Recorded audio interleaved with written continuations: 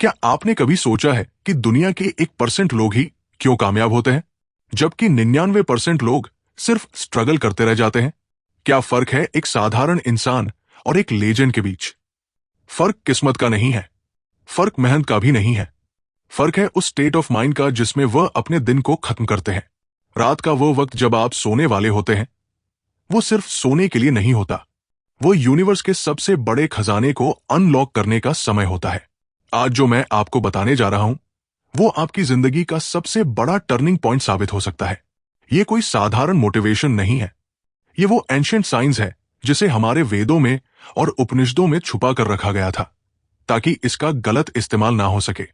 लेकिन उससे पहले मैं चाहता हूं कि आप एक सिचुएशन को इमेजिन करें। उस इंसान के बारे में सोचिए जिसने अपना सब कुछ दांव पर लगा दिया, जिसने दिन रात एक कर दिया अपने सपने के लिए, पसीना बहाया, रातों की नींद हराम की, लेकिन अंत में हाथ क्या लगा? सिर्फ फेलियर। वो रात को अपने बिस्तर पर लेटता है और छत को घूरते हुए सोचता है कि आखिर कमी कहां रह गई। उसकी आंखों में आंसू है, लेकिन वो रो नहीं सकता, क्योंकि उसे अपने परिवार के सामने स्ट्रांग बनना है। वो अंदर से टूट चुका है। उसे लगता है कि शायद भगवान या ये यूनिवर्स उसके खिलाफ है। क्या आपने कभी ऐसा महसूस किया है? क्या कभी ऐसा लगा है कि आप चीखना चाहते हैं, लेकिन आवाज नहीं निकल रही? अगर आपने अपनी जिंदगी में एक बार भी इस हेल्पलेसनेस को, इस दर्द को महसूस किया है, तो अभी इसी वक्त कमेंट बॉक्स में जाकर टाइप करें आई फील इट, क्योंकि आज का ये सेशन सिर्फ उन्हीं लोगों के लिए है जो इस दर्द को अपनी सबसे बड़ी ताकत में बदलना चाहते हैं। मैं चाहता हूं कि आप अभी कमेंट करें, ताकि आप यूनिवर्स को यह सिग्नल दे सकें कि आप अब बदलने के लिए तैयार हैं। आज हम जिस तकनीक के बारे में बात करने जा रहे हैं, उसे मॉडर्न न्यूरो साइंस में स्लिप प्रोग्रामिंग कहा जाता है, और हमारी प्राचीन संस्कृति में इसे योग निद्रा और स्वप्न साधना का नाम दिया गया है। ये वो गुप्त ज्ञान है जिसे थॉमस एडिसन जैसे महान साइंटिस्ट इस्तेमाल करते थे अपनी इन्वेंशन के लिए, और जिसे एंशिएंट इजिप्शियंस अपनी सिविलाइजेशन को एडवांस बनाने के लिए यूज करते थे। लेकिन आज के दौर में हम इसे भूल चुके हैं। हम सोने से पहले अपने फोन में दुनिया भर का कचरा देखते हैं, नेगेटिव न्यूज देखते हैं, और उसी नेगेटिव वाइब्रेशन के साथ सो जाते हैं। फिर हम शिकायत करते हैं कि हमारी लाइफ में कुछ अच्छा क्यों नहीं हो रहा। याद रखिए, सोने से पहले के वो 2 मिनट आपकी पूरी जिंदगी को कंट्रोल करते हैं। अगर आपने इन 2 मिनटों को काबू करना सीख लिया, तो दुनिया की कोई भी ताकत आपको सफल होने से नहीं रोक सकती। हमारे शास्त्रों में कहा गया है कि जो ब्रह्मांड में है वही पिंड यानी शरीर में है। जब आप सोने जाते हैं, तो आप सिर्फ अपनी आंखें बंद नहीं कर रहे होते, आप एक डायमेंशन से दूसरे डायमेंशन में जा रहे होते हैं। ये वो समय होता है जब आपका कॉन्शियस माइंड यानी आपका लॉजिकल दिमाग सो रहा होता है, और आपका सबकॉन्शियस माइंड यानी अवचेतन मन पूरी तरह से जाग जाता है। ये वही समय है जब आप अपने दिमाग को जो भी कमांड देंगे, वो उसे एक आदेश मानकर पूरा करने में लग जाएगा। मॉडर्न न्यूरो साइंस ने यह साबित कर दिया है कि जब आप जाग रहे होते हैं, तो आपका दिमाग बीटा स्टेट में होता है, जहां आप लॉजिक और डर से घिरे रहते हैं। लेकिन सोने से ठीक पहले जब आपकी पलकें भारी होने लगती हैं, तब आपका दिमाग अल्फा स्टेट और फिर थीटा स्टेट में एंटर करता है। साइंटिस्ट्स इसे हिप्नोगॉजिक स्टेट कहते हैं। यह वही स्टेट है जहां आपके कॉन्शियस और सबकॉन्शियस माइंड के बीच का पर्दा सबसे कमजोर होता है। हिस्ट्री गवाह है कि थॉमस एडिसन और अल्बर्ट आइंस्टाइन जैसे जीनियस अपनी मुश्किल से मुश्किल प्रॉब्लम्स का हल इसी स्टेट में खोजते थे।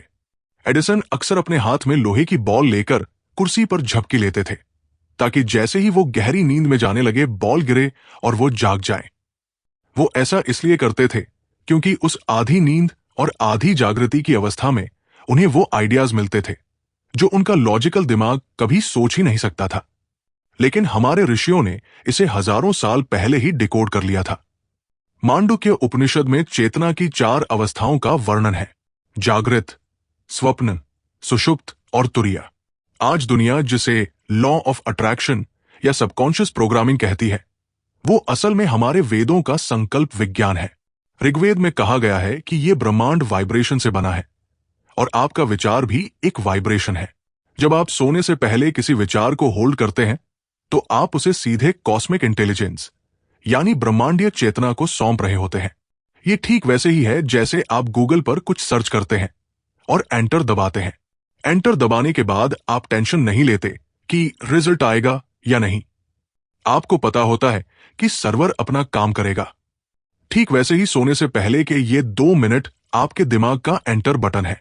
प्राचीन मिस्र यानी एंशंट इजिप्ट में भी स्लिप टेम्पल्स हुआ करते थे, जहां लोग अपनी बीमारियों और समस्याओं का इलाज ढूंढने के लिए एक खास तरीके से सोने जाते थे। वो मानते थे कि नींद के दौरान आत्मा देवताओं से बात करती है। ग्रीक फिलॉसफी में भी इनक्यूबेशन की एक तकनीक थी, जहां लोग जवाब पाने के लिए मंदिरों में सोते थे। इसका मतलब यह है कि यह ज्ञान सिर्फ भारत तक सीमित नहीं था, बल्कि पूरी दुनिया की महान सभ्यताओं को यह पता था कि नींद सिर्फ शरीर का आराम नहीं है, बल्कि ये आत्मा का रिचार्ज स्टेशन है। लेकिन कलयुग में हम इस विद्या को भूल गए हैं। आज की मॉडर्न लाइफस्टाइल ने हमें इतना बिजी कर दिया है कि हम सोने को सिर्फ एक वेस्ट ऑफ टाइम मानते हैं। याद रखिए, अगर आप जीवन में कुछ भी हासिल करना चाहते हैं, चाहे वो पैसा हो, हेल्थ हो या मन की शांति हो, उसका रास्ता आपके सबकॉन्शियस माइंड से होकर ही गुजरता है। आप दिन भर चाहे जितनी मेहनत कर लें, चाहे जितनी किताबें पढ़ लें, लेकिन अगर आपकी रात की प्रोग्रामिंग गलत है तो आप कभी सफल नहीं हो पाएंगे। ये कड़वा सच है। जो लोग कहते हैं कि मैंने बहुत मेहनत की फिर भी फेल हो गया, उसका कारण यही है कि वो दिन में तो निर्माण करते हैं, लेकिन रात को अनजाने में अपने ही सपनों को डिस्ट्रॉय कर देते हैं अपनी नेगेटिव सोच से। अब बात करते हैं उस विधि की, उस सुप्रीम टेक्निक की जो भगवान शिव ने अपने सूत्रों में बताई है। विज्ञान भैरव तंत्र में भगवान शिव माता पार्वती को धारणाओं के माध्यम से समझाते हैं कि कैसे शून्य में उतरना है। आपको सोने से पहले ठीक वही करना है। बिस्तर पर लेट जाएं और अपने शरीर को पूरी तरह ढीला छोड़ दें। इसे हम योग में शवासन कहते हैं। जब शरीर सो रहा हो और मन जाग रहा हो, वो मैजिकल मोमेंट होता है। अब अपनी आंखों को बंद करें और अपनी सांसों पर ध्यान दें। जैसे ही आपका मन शांत होने लगे, अपने आप से वह एक सवाल पूछें जिसका जवाब आप चाहते हैं। यह सवाल आपकी करियर के बारे में हो सकता है, आपके रिश्तों के बारे में हो सकता है, या आपकी सेहत के बारे में। लेकिन यहां सबसे बड़ी गलती जो 99% लोग करते हैं, वो ये है कि सवाल पूछने के बाद वो खुद ही उसका जवाब सोचने लगते हैं। आपको ये नहीं करना है। आपको लॉजिकल माइंड का इस्तेमाल नहीं करना है। बस सवाल को मन में रखें, जैसे कि आप किसी अंधेरे कमरे में टॉर्च जला रहे हो। सवाल को बीज की तरह अपने दिमाग में रोक दें और फिर साक्षी भाव में आ जाएं। साक्षी भाव का मतलब है विटनेस कॉन्शियसनेस। बस ऑब्जर्व करें बिना किसी जजमेंट के, बिना किसी बेचैनी के।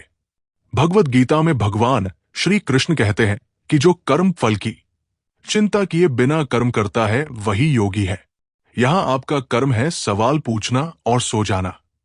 जवाब देना उस परम शक्ति का काम है जिसे आप ईश्वर, यूनिवर्स या सबकॉन्शियस माइंड कहते हैं। जब आप सवाल पूछकर शांत हो जाते हैं, तो आपका दिमाग उस सवाल को एक पहेली की तरह नहीं, बल्कि एक कमांड की तरह लेता है। साइकोलॉजी में एक टर्म है जाइगर्निक इफेक्ट, जिसका मतलब है कि हमारा दिमाग अधूरी चीजों को याद रखता है।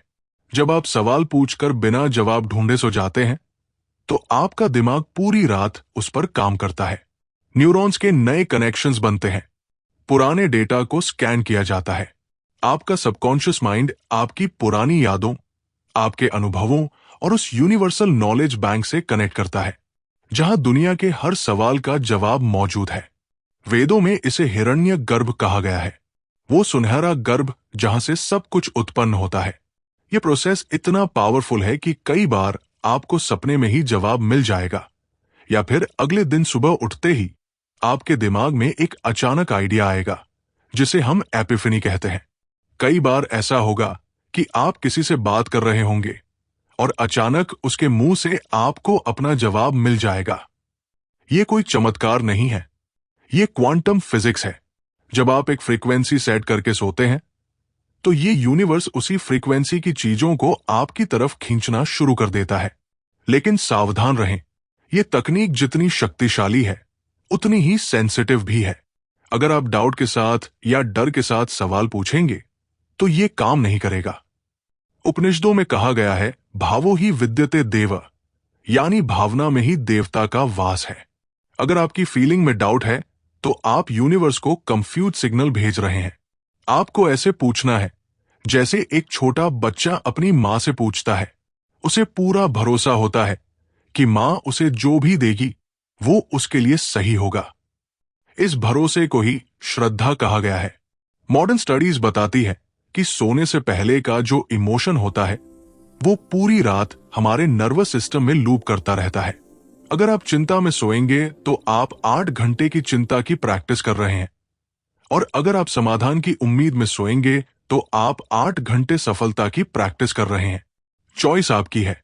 स्वामी विवेकानंद कहते थे कि हर आत्मा में परमात्मा बनने की क्षमता है। वो क्षमता इसी अवचेतन मन में छुपी है। जब आप इस तकनीक को हर रात करना शुरू करेंगे तो पहले कुछ दिन आपको शायद अजीब लगे। हो सकता है आपका मन भटके, लेकिन इसे छोड़ना मत।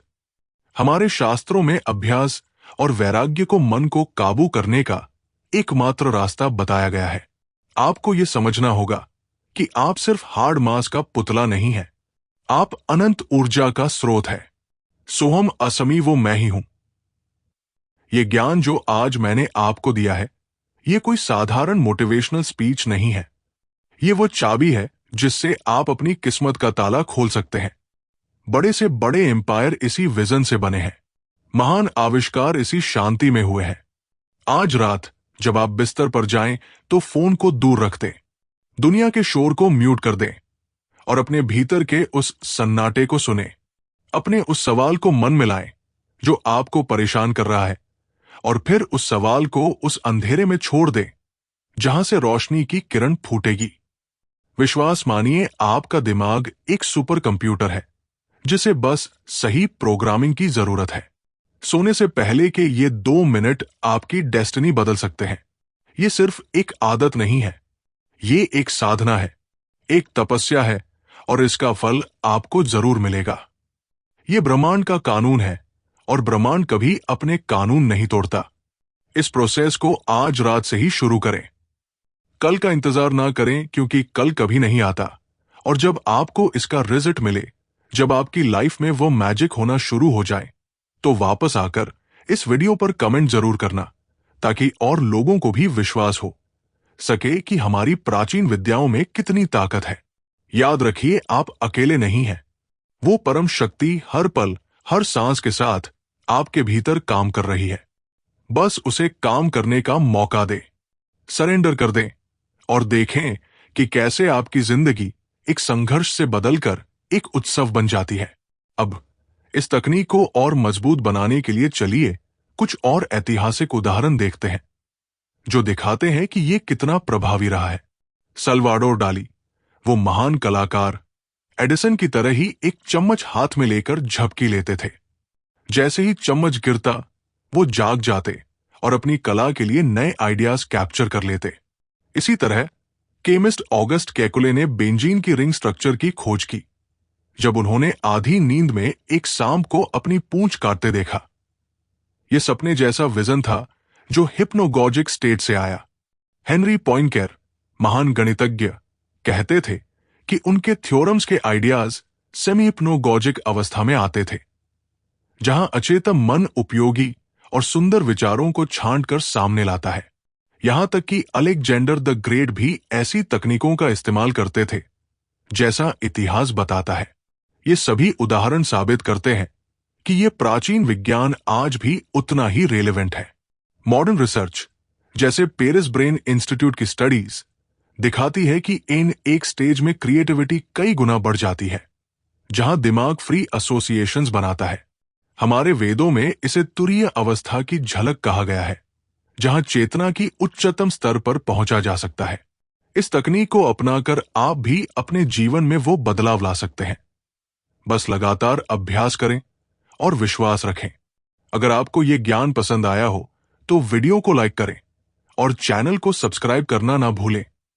आपका एक सब्सक्राइब हमें सनातन ज्ञान को ज्यादा लोगों तक पहुंचाने में मदद करेगा।